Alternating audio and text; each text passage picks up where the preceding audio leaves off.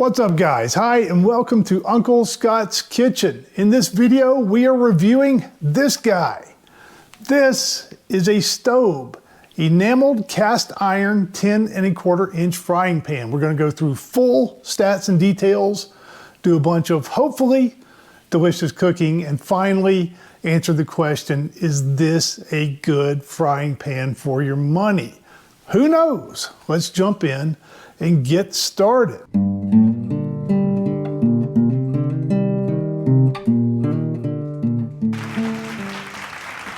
Okay, if you've been around the channel for a while, you know that I am a big fan of Staub cookware. I've got several pieces already.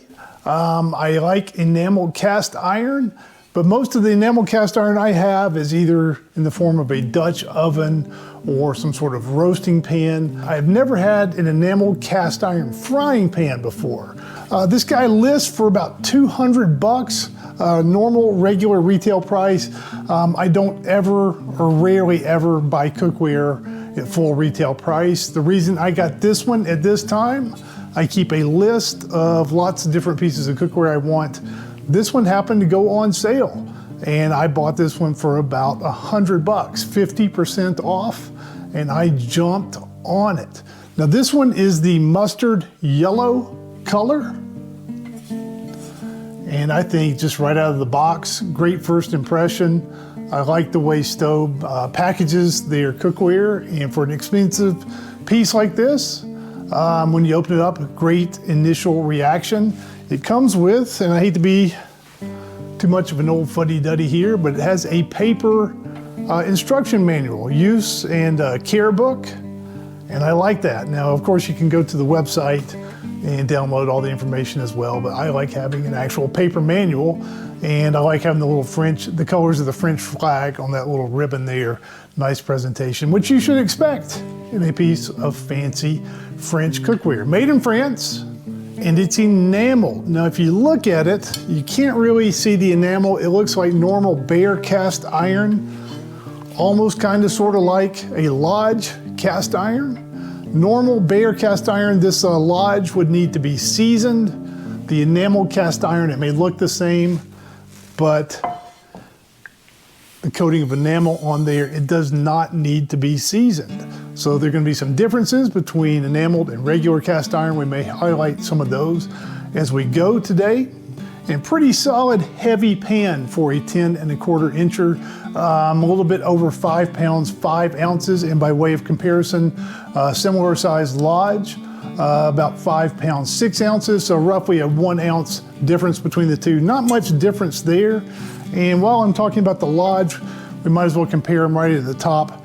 Both have little loops in your handle. You can put these on a nail or something, or some sort of hook if you wanted to. The helper handles, both pans have helper handles. Lodge is a little bit more of a loop style. This one is a little bit more of a tab, and some very distinctive pour spouts on the side of the Staub, whereas the Lodges are a little bit more understated, I would say. And if you ever see these movies, like in Lord of the Rings, old Samwise was conking orcs with a frying pan. You can definitely do that with the Staub. You could also get a little bit of a hatchet type motion going with these pointy pour spouts as well, should you need to. Now, because these are made in France, they are normally listed in centimeters. This is a 26 centimeter frying pan, which is roughly 10¼ inches, I checked. And at that size, you get a skosh over 8 inches diameter of actual cooking surface. Now the handle, no rivets, obviously, it's all one big cast piece, but very sturdy. And for a frying pan that is a little bit over 5 pounds, fairly maneuverable, I gotta say. Then again, I'm packing a couple of these. These Staubs, the enamel cast iron pieces, come in a variety of colors. I chose this one because I didn't have a mustard colored frying pan, and I thought this one looked nice as part of my batterie de cuisine. Can we say that since we're using French cookware? And as always here at Uncle Scott's Kitchen, any product I review I paid for with my own money, so thank goodness this one was on sale.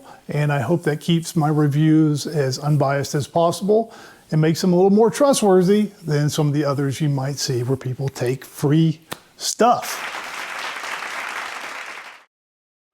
Okay, let's start out with some eggs and potatoes. Now, I have received some criticism recently under one of my other reviews for cooking too many basic foods. When you do YouTube videos, you kind of get used to the fact that someone is going to complain about something no matter what you do. And you got to kind of choose, is this criticism valid or a bunch of hooey? So what we're going to do, we're going to respond to that and cook a ton of fancy stuff later in the video, but we're going to start basic. Why should you start with basic foods?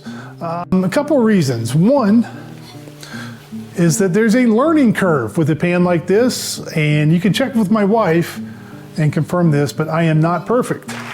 And oftentimes when a pan is new to me, I'm going to stick something or cook something incorrectly just because I need to learn how long to heat the pan, what temperature, what temperature to cook at, etc., etc., etc. I would much rather screw up an egg or a potato than a $28 or $30 steak. Now we're going to cook the $28, $30 steak here in a few minutes, but let's start with eggs and potatoes. My first couple of batches of hash browns just stuck like a duck. Had to get out the old hammer and chisel. And what I learned is that with a thick, heavy cast iron like this, it does not heat evenly or efficiently. And it is not in the same universe as a copper frying pan, for example. And what I found that this pan likes, especially on a gas cooktop like this one, is that it likes to be heated for a minute and a half, 2 minutes.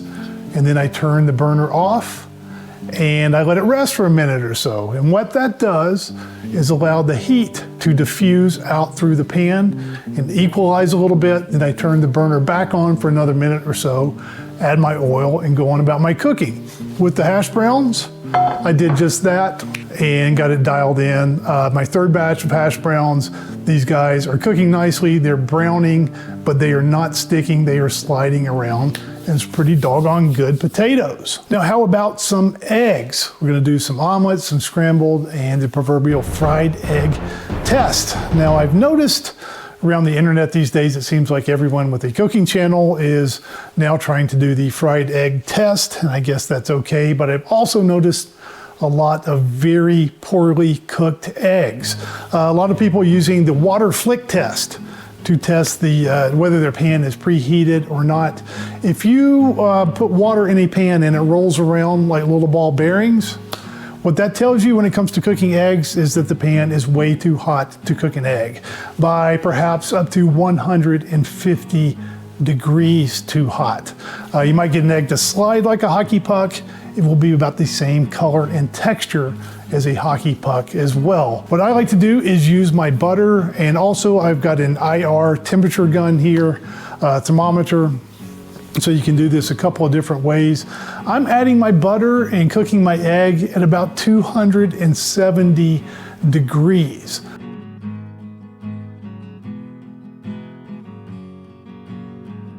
Much lower, much slower, but if you notice here, you get an egg white that is very tender, and it remains a white. It's not an egg brown, it's not an egg black. My butter did not explode in a flash of steam and burn immediately. So if you want to cook an internet egg, cook it up around the temperature where that water beads up and rolls around. If you want to cook an egg that someone might actually want to eat, try 270 to 310 degrees and see how that goes for you.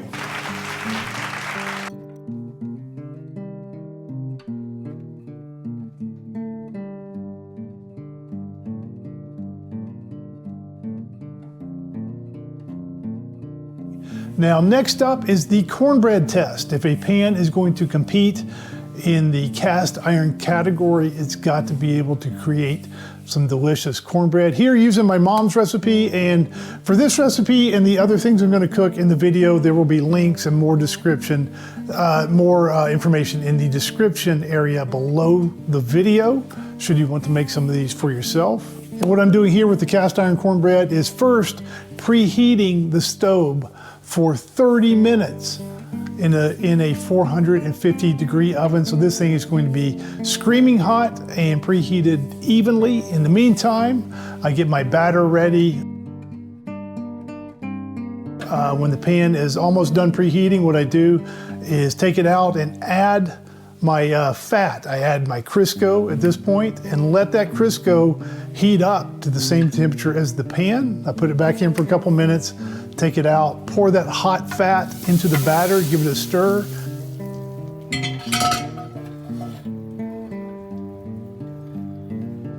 Pour the batter into the preheated pan, and you should hear something like this. The sizzling, that is the thermal mass of the thick, heavy cast iron. It's got a lot of heat retention, and that hot fat, when the batter hits it, that's what's creating, hopefully, a delicious cornbread crust. Let's see how we did.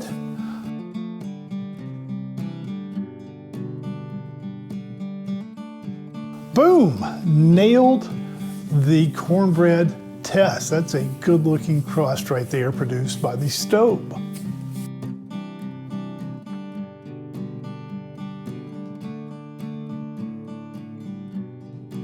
Okay, let's put this enameled cast iron cooking surface to the test with a little steak au poivre.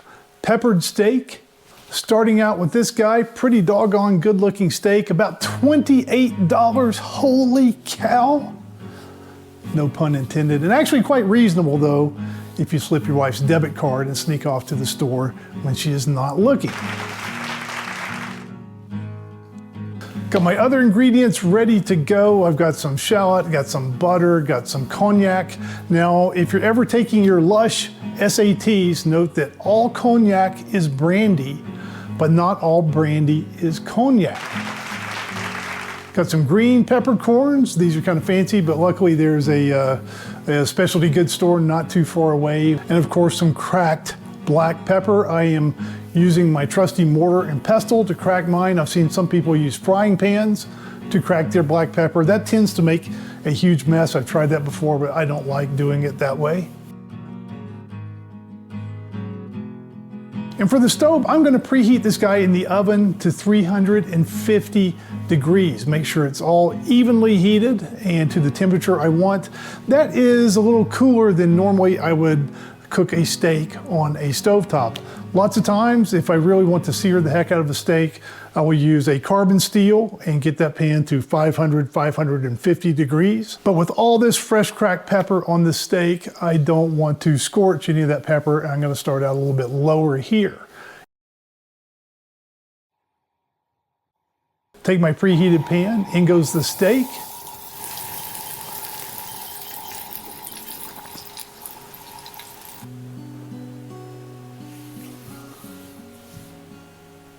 When it is nicely browned on both sides, I'm going to remove that steak to a plate. So I add my butter, I add my shallot. And now for the part that my little 6-year-old son really loves. Made sure he was standing well back from this. And boom! And normally I say that figuratively, here almost literally. Is it just me, or did I hear David Byrne and the Talking Heads singing in the background? You know, I think flambe is French for no eyebrows. Got my cream in there, got my green peppercorns in there. Gonna reduce that pan sauce by about half. Make sure I've got all those steak juices in there. Going to nestle my steak back in there, make sure it's coated and back up to temperature.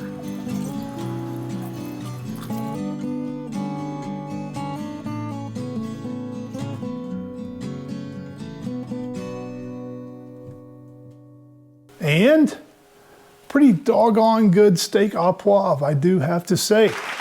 And as far as the Staub goes, we made a pan sauce, we browned meat, we lit the pan on fire. Essentially, how did the cooking surface hold up?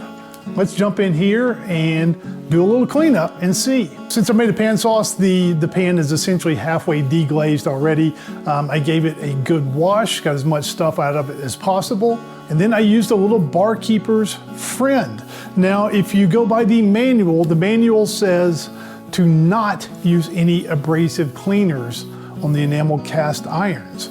If you go to the Staub website, they say you can use mildly abrasive cleaners and that Barkeeper's Friend is okay. So I used Barkeeper's Friend on the cooking surface, and then I also used it on the outside. Kind of had some drips and runs and drops on the outside of the pan that essentially got cooked on there, and that Barkeeper's Friend got that right off of there. And I think the cooking surface turned out just fine, no damage whatsoever. Let's drill down on this just a little bit more with some fish.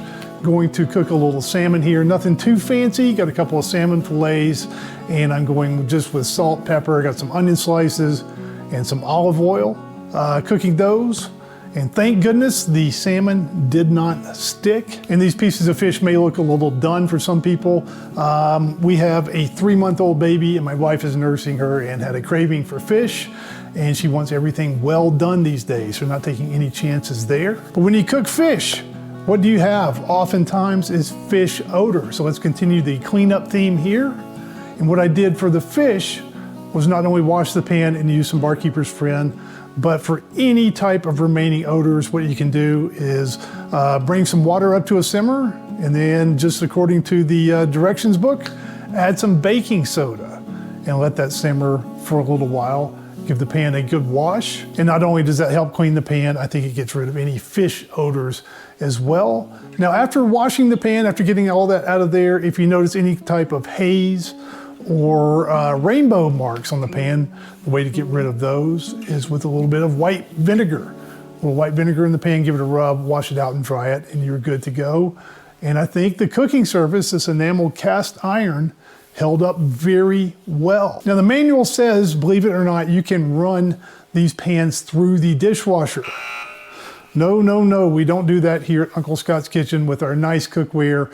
We baby it, we take meticulous care of it, and we hand wash our nice pots and pans. However, that does bring up a big difference between the enamel cast iron and the bare cast iron like the Lodges. Even though you can run this through the dishwasher, you would never in a million years want to run your bare Lodge type cast iron through a dishwasher. Likewise, if you've got something stuck on here, you can actually run water in one of these pans and let it soak. You can let it soak overnight. I also wouldn't do that in my bare cast iron. In browning that meat and then making the pan sauce in this guy, didn't have to worry at all about the seasoning or touching that up when I was done either. So definitely an easier maintenance and cleanup profile with the enamel cast iron versus the original Lodge bare cast iron. Now let's make some cannellini, white beans, and kale. These are great as part of, you could either do it as bruschetta or as a side dish for a big meal like a steak. Don't fear the kale. It may be bitter before it's cooked, but it's going to taste delicious here in a minute. And what I do is heat up that stove, get some olive oil in there, a little butter as well, and soften up some chopped shallot. Add about 3 cloves of chopped or crushed garlic. If you like more garlic, add more. If you don't like as much, you can leave the garlic out if you want to. Then in goes the kale. Now the black kale, it's got a thick kind of fibrous rib down the middle of it. We only want the leafy part here, so you can either trim around that rib, or if you want to, you can almost just tear the leaves down that rib and get rid of the rib. And what I'm gonna do is take tongs and toss this all around and let that kale wilt down for a few minutes. And it's going to reduce in volume as it does. And I got a can of white kidney beans, cannellini beans. Bring those up to simmer. Then I add my tomatoes. I don't want the tomatoes to go too long, or else they'll become a little bit more pale, like a little bit redder, and they'll kind of get mushy. So only a minute or 2 on the tomatoes. I add a shake of cayenne pepper when my wife isn't looking. Then of course salt and pepper to taste. And if you add the juice of a half of lemon at the end, it really brightens it up. Then I simply spoon this onto that toasted artisan bread, add a little more olive oil, and absolutely delicious and a fantastic side dish for a steak Or what we do sometimes, I end up making this about once a week. In the summer, we just eat it as the main. That's the entire meal. Now let's try the stove on this flat top at higher heat as we're going to sear some fajitas. They sizzled up nicely, and importantly here, the stove did not warp or turn into a spinner. And I note here that I have been cooking in this pan for about 5 months now, but the stove has remained flat and does not spin. And as far as capacity, this 10¼ inch stove tops out at about 3 1/3 pound burgers. And I think the capacity is good for 1 steak or maybe a pound of ground beef, but it's probably going to be a little too narrow to cook bacon. Now we have cooked a lot of meat in this video. Should we do something specifically special for the vegans? Yes, we should, because vegans are people too. I don't care what anybody says, it's true. Carnitas barbecue, not barbecue, but barbecue. Excuse me, that is bad, but it is not. Barbecue, maybe it's barbecue. Carnitas. These are crafted from plants, authentically wood smoked, plant-based, batch made in North Carolina. So North Carolina, your barbecue chops are on the line here with these carnitas. Let's see, they are vegan, non-GMO, and gluten-free. What about flavor-free? Let's see, cooking instructions: thaw in the refrigerator, which I have done. Remove from package and place in a heated pan with a little oil. Sizzle over medium-high stove for 3 to 5 minutes to desired level of crisp, and enjoy. So let's see how they do.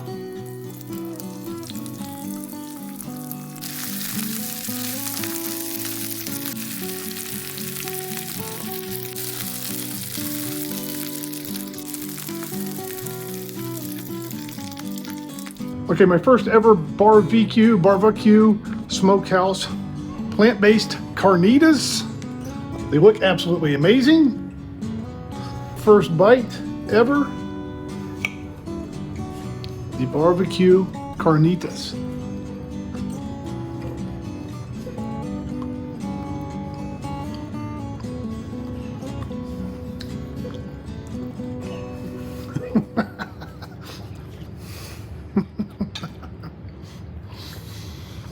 Oh man. Definitely got a chewy texture. Not exactly meat-like, but much chewier than a veggie.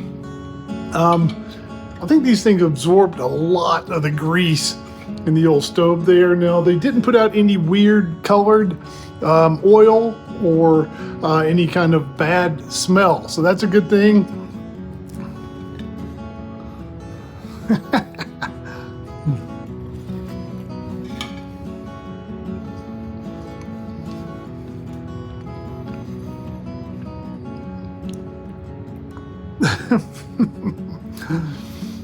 As far as a vegan meat substitute, I'm going to give these a 3/4 thumbs down. They're not as bad as some of the stuff we've tried around here. I did like those not chicken tenders. Those have been my favorite meat substitute product so far. These carnitas, unfortunately, I think I'm going to take a hard pass. I will probably not ever buy these again. They're kind of greasy, not all that flavorful. And I gotta say, if I were a vegan, instead of eating this, I would just eat some delicious veggies.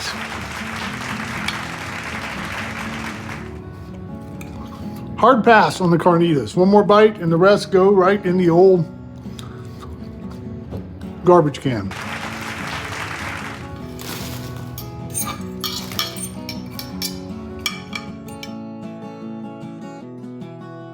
Let's take a look at acidic ingredients. In my normal cast iron, such as my Lodge, I am hesitant to cook acidic ingredients. Here I'm going to brown a little beef on an induction burner. And first thing here, the induction burner test. I have a portable induction burner, and quite frankly, I am unhappy with it. has a relatively small coil or heating element or whatever induction has underneath, and it tends to produce a hot spot in the middle, and especially in a pan like a cast iron that doesn't transfer heat efficiently. It tends to have a hotter area in the middle and cooler out towards the sides, and you can really see that browning this beef here. The beef out towards the sides was actually still remaining pink, whereas the beef in the middle was getting brown and done. And what I did here is actually just take it off the induction burner and finish this on the gas stove because I wanted everything cooked thoroughly.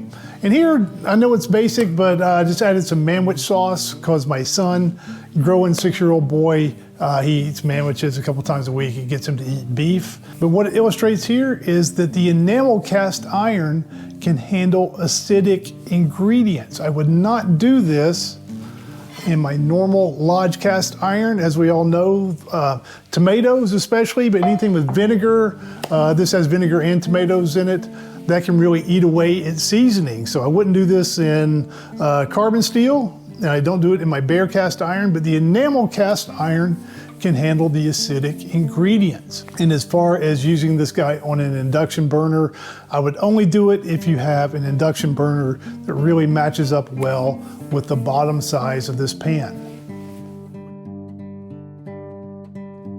Okay, let's fry up some zucchini. What I'm looking for here is whether the pan cooks evenly, and also we'll test its non-stick ability as well. Slicing up these zucchini, I'm using a dry dredge here, and I ended up actually not liking this recipe. I got it from the internet. I ended up not liking it as much as my normal recipe where I use kind of a wetter batter. Regardless, I got my zucchini placed around the pan, and when they were ready, I gave them a flip. And it seems like the pan is cooking just a little bit more on the outer ring versus the inner ring. Not that big of a deal though. This is on a medium-sized gas burner. It appears there is just a little bit of a slightly cooler area directly in the middle of the pan. Now, it doesn't cook quite as evenly as something like a stainless steel lined copper frying pan, but overall pretty good, and all I had to do was just move those zucchini around a little bit and got nice even cooking. Also gave the pan a shake, and the zucchini were not sticking. I do like that. And these turned out nice.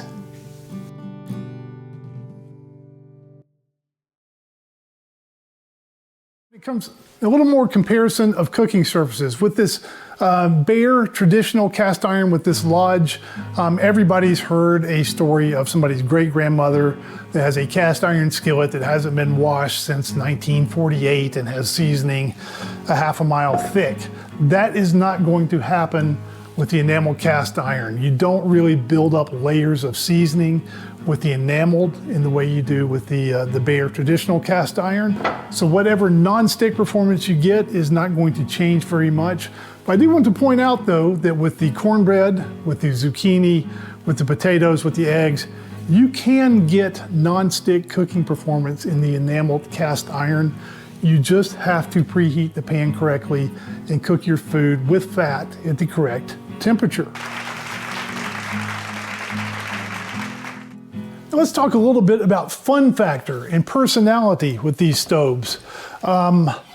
I like the different colors they come in. When you kind of get in that stove ecosystem, once they've got you in there, you can do things like get little replaceable knobs. You can get different animals, change out the knobs on your Dutch ovens. They've got all types of utensils, and they also make a stove cookbook. And this cookbook, modern recipes for classic cast iron. And can a piece of cookware be inspiring? I think it can, because when I get a cookbook like this and a nice pan like that new stove, it inspires me to learn new recipes. Now I bought this cookbook and I've made a lot of the recipes in other videos for the Dutch ovens and some of the other cookware. My first time with one of the enamel cast iron frying pans, it really opened up a lot more recipes in this book. So let's look at some of the fun things I learned, and maybe you might be inspired to learn them too if you get a stove. First one I want to start with is a cherry Clafoutis. That's right, Clafoutis. I had to look up how to pronounce that. It's a French word and it's a French recipe. I thought it went well with a French pan. And it's got a lot of cherries and a batter that is kind of sort of similar to a crepe batter. And my wife makes lots of crepes, so I thought it might be a good one to try. Started out here with a load of fresh cherries. And I gotta say, getting these guys ready to cook was truly the pits.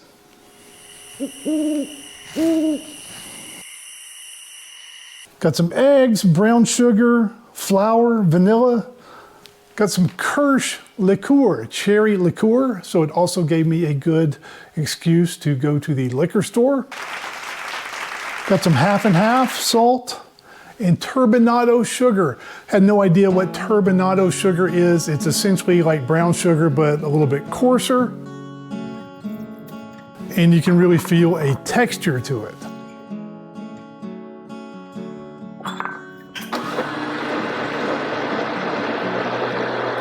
Got my prepared cherries in the pan, got my batter mixed up in a blender. So the batter is described as almost a crepe-like batter, almost like a custard. Got that poured all over the cherries.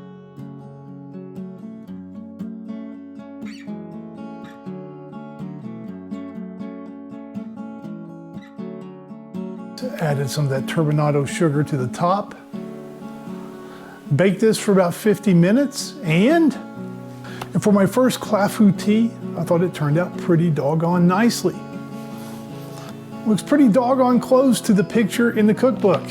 And on a side note there, I like cookbooks with pictures because for me, if I'm making a recipe for the first time, if my finished dish looks pretty close to the one in the cookbook, I feel like I probably made it correctly. If the cookbook doesn't have any pictures, I don't know if I did it correctly or not.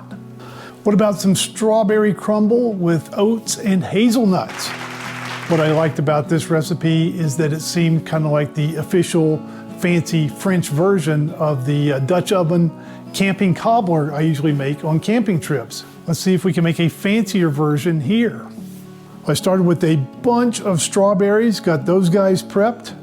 I made my crumble topping with rolled oats, flour, brown sugar, butter, salt, and a little bit of fresh ground nutmeg. Now I've got a family member with a nut allergy, so I just left out the hazelnuts altogether. Now I'll put a link to this cookbook in the description below should you want to get one for yourselves. I'm not going to give out the exact proportions and steps as I don't think it would be very cool to mooch someone else's cookbook in one of my videos.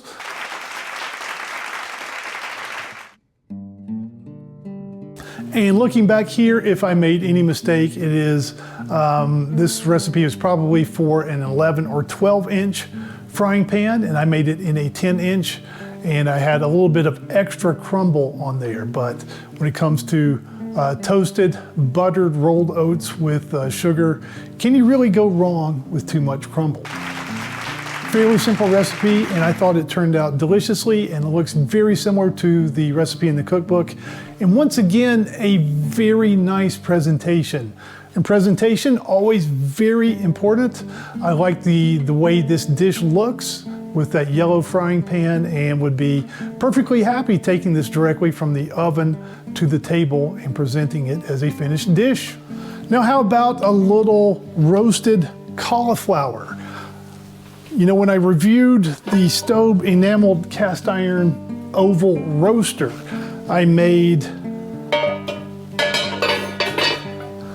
broccoli and cauliflower gratin in that. I did the full real deal bechamel sauce with cheese, I guess technically a Mornay, and the whole 9 yards there, and really liked it. I was a little skeptical of this cauliflower recipe at first, but I did like the way it looked.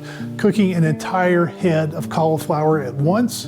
And essentially all you're doing is getting some olive oil, salt, and pepper on a head of cauliflower, roasting it for an hour or so, then adding some seasoned breadcrumbs and toasting those up.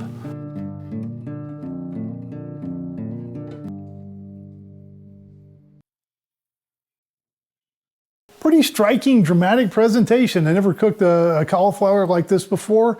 In the book, they sliced the cauliflower almost into steaks, for lack of a better term, about an inch or so thick. I thought that was a little bit difficult. I ended up losing a lot of breadcrumbs, and mine seemed to fall apart a little bit. So what I did, it was absolutely delicious. So what I did is I made this recipe 3 or 4 more times since then. And for just a weeknight meal side dish where presentation not quite as important, I didn't cook the entire head. I just went ahead and broke my cauliflower up into the individual florets and cooked them individually, and equally delicious. Maybe not quite as dramatic a presentation, but it did also cut about 15-20 minutes off the total cooking time. And which is better, the au gratin with the bechamel and Mornay sauce, or the roasted? Well, I am not giving up on the au gratin version of the broccoli cauliflower, the gratin, kind of the more traditional way, but I think the just roasted cauliflower with breadcrumbs is a worthy contender and is now part of the arsenal. Okay, so I think this stove produced a ton of delicious food. I like the maintenance profile of this guy. It's definitely easier to take care of than normal bare cast iron. And I really do like the fun factor and personality of Staub enamel cast iron cookware. At $200 though, that is really top of the mark. I'd be a little hesitant paying full retail price, $200 for this guy, but if you can find it on sale like I did, 50% off, right at $100, I think it's a screaming bargain at $100, and I am very happy with it. And I give the Staub enameled cast iron 10¼ inch frying pan a thumbs up. Now, if you want to get one of these for yourself, a fantastic thing to do is to use the affiliate shopping links below. As always, leave your questions, comments, complaints, if you have any, in the comment section below the video. Thank you for watching, and we'll see you again next time on Uncle Scott's Kitchen.